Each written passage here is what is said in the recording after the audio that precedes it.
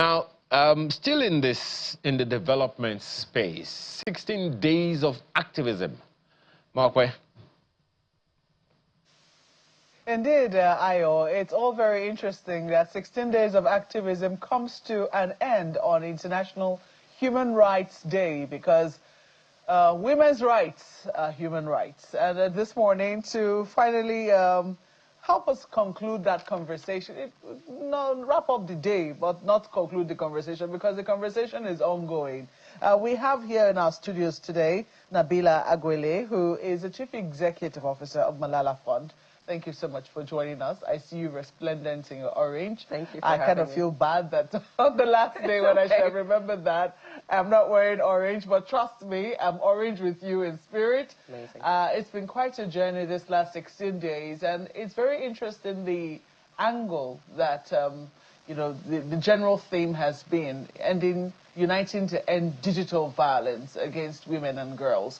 For someone like you who has championed the fact that girls should get educated, I think we continue to make that case to the fact that we have more, the fact that both of us are even having this conversation, the fact that we're just done interviewing Yemi Adamolekun, who has, you know, championed the cause of enough is enough over the years. I think it more than makes the case that, you know, the education of girl children is non-negotiable. It's something that should be a fundamental human right. But what particular lessons will you be taking away from this 16 days of activism, especially as it relates to the work that the Malala Fund does? Thank you so much. I mean, this is such a great question, and thanks for having us. So as you know, the 16 days is a moment that we mark every year to take stock of where things are, to deepen engagement in the area, and to really cultivate increased collective action on this issue, where across the world and here at home, we still have a lot of work to do. Each year there's a theme. This year's theme is, of course, focused on digital violence, which is incredibly important. And for us, though, at Malala Fund, as with many other stakeholders, we use these 16 days to further emphasize the link between our particular mandate or focus area and our ultimate goal, which is to end gender-based violence against women and girls. For us, our focus is on educating the adolescent girl. We focus on access and completion for junior secondary all the way to senior secondary, recognizing that educating a girl is a human right, but also there's a critical catalytic impact in ensuring that this particular age group is able to stay in school and complete school, both for them, their own human right, their ability to be economically empowered, their ability to contribute to the broader economy, and also for us as Nigerians. I mean, there's countless data that demonstrates the economic benefit and the GDP benefit, the labor benefit of ensuring that we educate girls, and particularly adolescent girls. These 16 days, we're really emphasizing the link between child and early marriage and education, and also gender-based violence. So Nigeria, for those who don't know, represents the largest number of girls who are married under the age of 18 in all of West and Central Africa, an estimated 23 to 25%, depending on whose figures you're looking at, and that represents over 1/3 of the whole for the region, which means that it's an area that while we're making progress, we have a lot of work to do. And child marriage not only prevents girls from completing school due to the complexities and the stigma attached and the challenges around sort of taking on that role so early, it also is an exacerbator of gender-based violence and globally is recognized as a form of GBV. So this is an area that we really need to work at, and keeping a girl in school, ensuring that she's able to complete her education, is a key solution to delaying and ultimately ending marriage. We also recognize that we have quite a number of girls who fall into that category already. The figure is at over 30% nationally, and in some regions that jumps to 50% across the Northeast and the Northwest, with some states having numbers above 70%. So we're not talking insignificant numbers here. So for us, this is an important area to push for policy engagement and solutions, and also to ensure that those girls who are already married, are already mothers, have legitimate pathways to continue their education formally.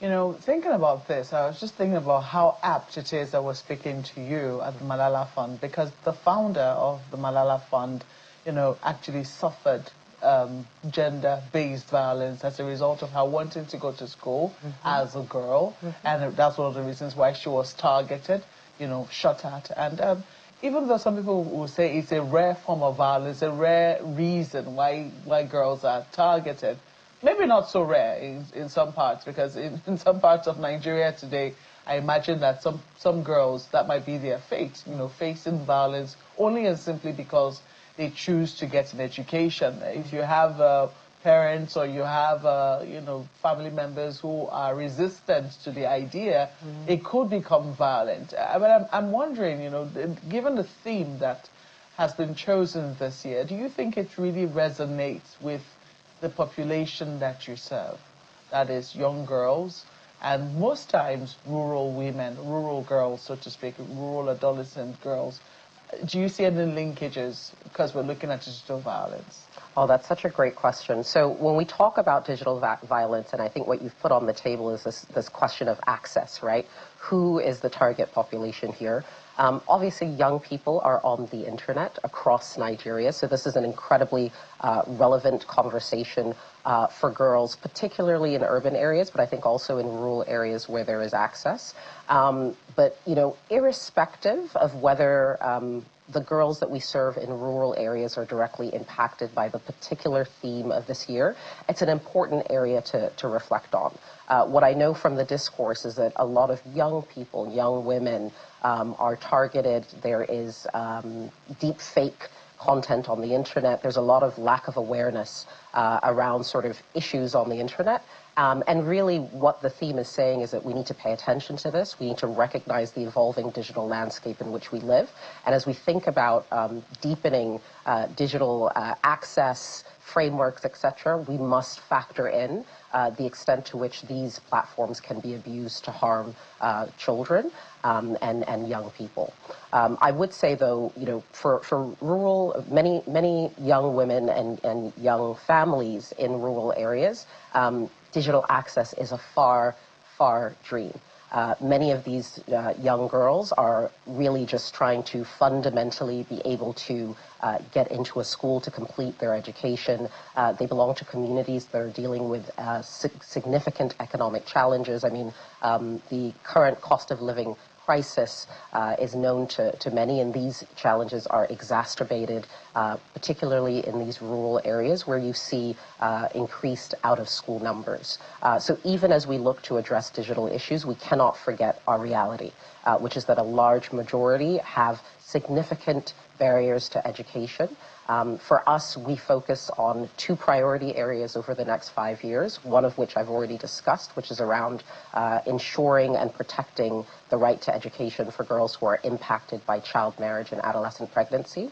We're also doing quite a bit of work around education spending, right? So pushing for increased spending, pushing for gender-responsive education sector planning and spending, and within that, policymakers can then be better called on to address the unique challenges of each set of communities, whether they're in urban areas or rural. Well, I have a very strong he for she on this program. My colleague Ayo is ready to join the conversation. Ayo, over to you now. Yes, I'm he for she, I promise you. Madam, quickly, perhaps it's a kind of follow-up on your question, Mark, actually. So, Madam, perhaps there is some cultural inflection on this. Mark referenced the Malala herself. And you know the support the parent, you know, the father in particular, gave her, what he initiated and also supported, you know, his own child to foster, which became her own campaign as well. Also, so is there a role for culture there? Because it takes a village to raise a child. That's what we hear and we say. And we also know that in Nigeria, some states have announced strict enforcement or punitive legislation for parents who don't allow their children to go to school. Abia State has it, Nasarawa State has it, Gombe State has it, River State has it, and a few others like that. So these two issues, do you see them strong enough to ensure compelling parents to let their children go to school. It's a crime in these states for a parent not to allow the child, or for a child not to go to school for one reason or the other. Wow, there's so much to unpack in this question. I'll start where you started, which is speaking about Malala Yousafzai, our co-founder, and her father, Ziauddin Yousafzai, a proud, he for she, a proud champion for girls' education across the world. We absolutely believe that there is a role for communities, for families, for community leaders, and other stakeholders to play in this work. And in fact, it very much informs the ethos of the way we do our work at Malala Fund. We do not do any direct service delivery as an international organization. We put money directly in the hands of local organizations, civil society actors, nonprofits, movements, social enterprises who are working in states, in communities, and are able to sustain those relationships and understand the local context. We also are doing increased work around male allyship, and this is work to more meaningfully engage men and boys as allies rather than looking at them in a sort of one-dimensional way as gatekeepers, which is how they've typically been characterized. So through this work, Ziauddin, Malala's dad, was actually in Nigeria twice this year. In June, we paid a visit to the Sultan of Sokoto, a significant traditional ruler in the north and also a recognized national and global champion for girls' education. We also paid visits to other traditional rulers as well. And so for us, leveraging Ziauddin's platform and voice to engage community stakeholders, both those with national presence as well as local community presence, is a core part of our work and something that we'll continue to do. To your question around legislation around families and parents, I think strong policies that lead to ensuring that girls and children in general can go to school are important. However, we also have to contextualize our policy interventions and even our interventions within the economic realities faced by families. So in addition to existing punitive measures that you've described, what would also be great to see, and I'm sure many states are already doing, is really recognizing the economic challenges that are underpinning some of the social norms we see in communities. So for example, when a family makes a decision to not send a girl to school because they don't believe that is a strong economic investment, these are norms that need to be corrected. And also, we need to also recognize what are the challenges. Are they dealing with hidden school fees that are passed on to families and communities that then prevent basic education from actually being free? Are the schools within close reach? When their children go to school, are they receiving quality education? These are some of the complexity of factors that are also impacting the extent to which families and communities are sending their children to school, and especially their girls. And so therefore, policy interventions and any interventions need to really be holistic and take into account the extent to which economic realities also exacerbate and interplay with social norms. So as we close this 16 days of activism, this year, 16 days of activism, what lessons do you want us to take away and continue with as we look forward to the next 16 days of activism in 2026? So I think the lessons, sadly, continue to be the same. There's so much to do in this area. And as you see, the theme changes year on year, which means that this is a cross-sectoral issue. This is not the sole mandate of the Ministries of Women Affairs. This is not a solely gender approach. This work is about improving lives of women and girls, but also broader citizens. I think another lesson is there is no rocket science here. We cannot take any shortcuts. What we need are strong, sound policies, frameworks that are costed.